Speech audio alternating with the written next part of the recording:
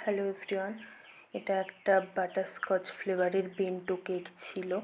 খুব simple design করতে বলে দিয়েছিল, সেই মতো আমি ক্রিমটাকে হালকা ইয়েলো কালার করেছি, যাতে অফ হোয়াইট একটা কালার হয়, সেটা করে ভালো করে স্মুথ করে নিয়ে আমি কিছুক্ষণ ফ্রিজে সেট করে নিয়েছি।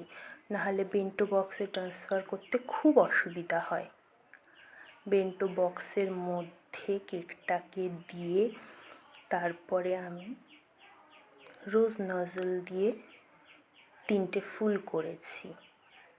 তার মধ্যে একটা পার্পল আর 2টো পার্পল আর একটা পিঙ্ক কালারের ফুল, 2টো সাইড দিয়ে পাতা করে দিয়েছি আর কিছু স্প্রিঙ্কলিং ছড়িয়ে ডেকোরেশনটা কমপ্লিট করেছি।